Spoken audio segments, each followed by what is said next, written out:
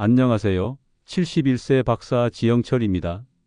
나이가 들수록 건강에 대한 관심이 높아지고 근육 1kg가 얼마짜리래? 같은 이야기가 심심찮게 들려옵니다. 여러분의 건강을 지탱하는 가장 중요한 두 지표는 바로 근력과 심폐체력입니다. 이 두 가지를 적절하게 유지하는 것이 우리가 건강하게 오래 사는 핵심입니다. 근육은 저절로 생기지 않습니다. 많은 분이 근육을 만들어야 하니 걷기라도 열심히 해야지라고 생각하십니다. 하지만 걷기만으로 근육이 키워질까요? 실제로 평균 나이 53세인 175명을 대상으로 걷기 운동을 시킨 연구가 있습니다.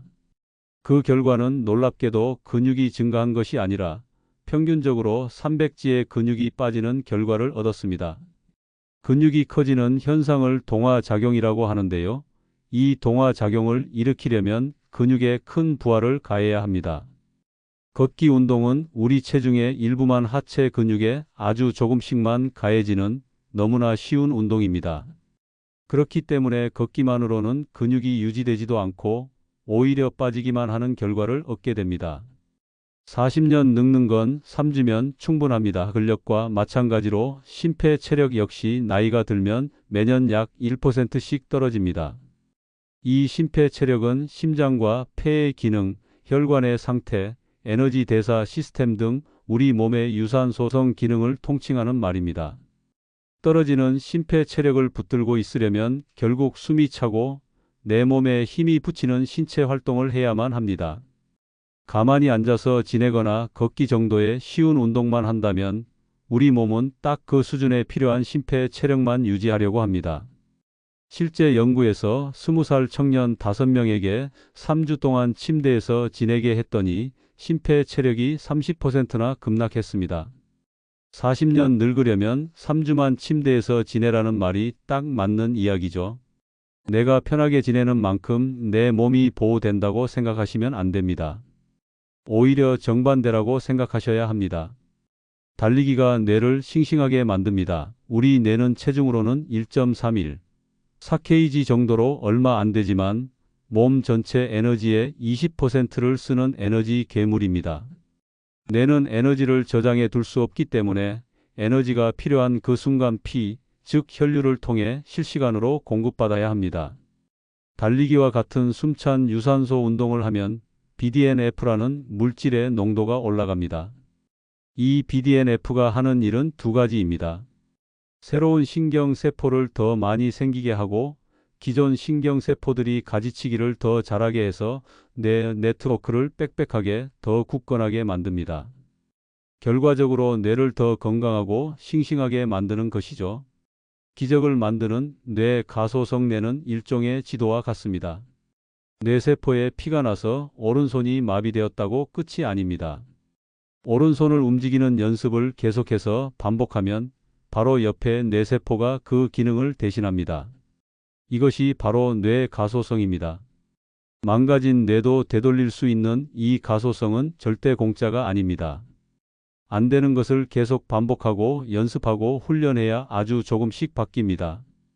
숨찬 유산소 운동은 이 뇌 가소성을 극대화하는 가장 강력한 방법입니다. 나는 못해라는 핑계가 병을 더 키웁니다. 저는 외래에서 많은 뇌질환 환자들을 만나는데 병의 경과가 더 나빠지는 분들은 공통점이 있습니다. 바로 본인 스스로 무언가를 하려고 하지 않는다는 특징입니다. 71세 여성 파킨슨병 환자는 다리가 붓고 아프다, 무릎이 아프다는 핑계로 운동을 거부했습니다. 폼 롤러로 마사지라도 하라고 했지만 폼 롤러 끼우는 것도 힘들어서 안 했습니다. 결국 허리 수술까지 받았지만 오히려 기능이 뚝 떨어져 보행기 없이는 걷기조차 힘들어졌습니다. 50대 남성 뇌출혈 환자는 뇌출혈로 한쪽 팔다리가 마비되었으나 중환자실에 있을 때부터 종이와 연필을 달라 해 글씨 쓰기 연습을 했습니다.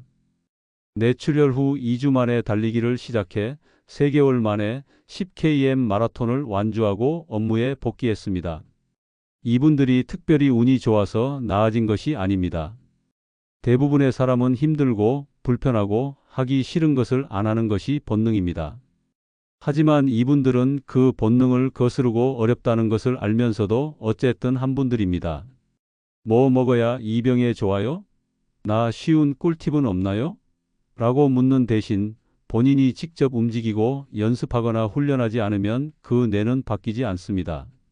누가 옆에서 치료해 준다고 내 뇌가 좋아지는 것이 아니라 내가 직접 움직여야 합니다. 답은 과정에 있습니다. 달리기 못하는 사람을 위한 숨찬 운동 가이드 달리기가 몸에 좋다고 해서 누구나 할 수 있는 것은 아닙니다. 특히 연세가 있으신 분들은 무릎 통증이나 관절 문제로 인해 달리기가 어렵다고 호소하시죠. 하지만 기억하십시오. 중요한 것은 숨찬 유산소 운동의 기준을 충족하는 것입니다.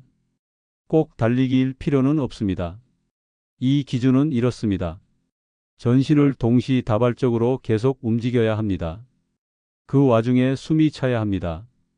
일정 시간 이상으로 꾸준히 해야 합니다. 내가 처한 상황에서 이 기준을 충족하는 운동을 찾으십시오. 쉬운 시작을 원할 때에는 의자에서 앉았다 일어서기를 몇 개부터 시작해 보세요. 전신 유산소 운동으로는 수영, 자전거 타기, 로잉 머신 등이 있습니다. 관절에 부담이 덜하면서 유산소성 부하를 주고 싶다면 등산이나 둘레길 걷기, 계단 오르기, 108배 등을 추천합니다. 이런 운동을 꾸준히 하시면 근육 유지뿐만 아니라 뇌 건강과 심폐체력까지 동시에 관리할 수 있습니다. 지금이 바로 달릴까 말까 망설이는 대신 내 몸을 바꾸기 위해 힘든 과정을 시작할 때입니다.